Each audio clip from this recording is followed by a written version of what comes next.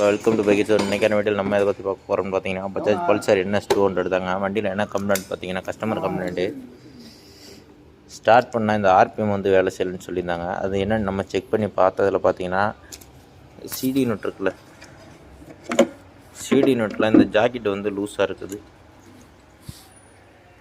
Jacket வந்து லூஸாக இருக்குது. ஒரு திருப்பில் எடுத்து இந்த ஜாக்கெட் லைட்டாக ப்ரெஸ் பண்ணி விடுங்க. இந்த எல்லா பின்னாலையும் லைட்டாக ப்ரெஸ் பண்ணி விட்டு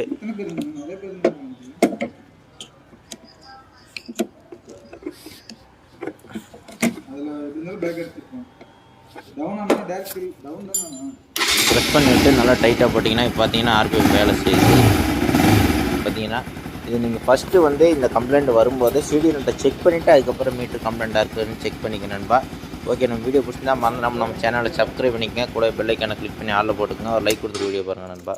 வெல்கம் டு பைக். இன்றைக்கான வீட்டில் நம்ம இதை பற்றி பார்க்க போகிறோம்னு பார்த்தீங்கன்னா பஜாஜ் பல்சர் NS 200 தாங்க. வண்டியில் என்ன கம்ப்ளைண்ட் பார்த்தீங்கன்னா கஸ்டமர் கம்ப்ளைண்ட்டு ஸ்டார்ட் பண்ணால் இந்த ஆர்பிஎம் வந்து வேலை செய்யலன்னு சொல்லியிருந்தாங்க. அது என்னென்னு நம்ம செக் பண்ணி பார்த்ததில் பார்த்தீங்கன்னா சிடி நோட் இருக்குல்ல, சிடி நோட்டில் இந்த ஜாக்கெட் வந்து லூஸாக இருக்குது.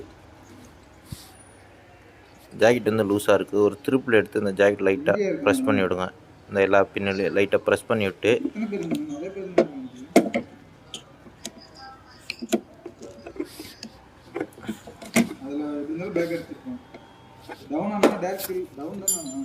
ப்ரெஸ் பண்ணிவிட்டு நல்லா டைட்டாக போட்டிங்கன்னா இப்போ பார்த்தீங்கன்னா ஆர்பிஎம் வேலை செய்யுது. பார்த்தீங்கன்னா இது நீங்கள் ஃபஸ்ட்டு வந்து இந்த கம்ப்ளைண்ட் வரும்போது சிடி நோட்டை செக் பண்ணிவிட்டு அதுக்கப்புறம் மீட்டர் கம்ப்ளைண்ட்டாக இருக்குதுன்னு செக் பண்ணிக்கணும்பா. ஓகே, நம்ம வீடியோ பிடிச்சிருந்தா மறந்துடாம நம்ம சேனலை சப்ஸ்கிரைப் பண்ணிக்கங்க. கூட பெல் ஐக்கானை கிளிக் பண்ணி ஆளில் போட்டுக்கோங்க. ஒரு லைக் கொடுத்துட்டு வீடியோ பாருங்கள் நண்பா.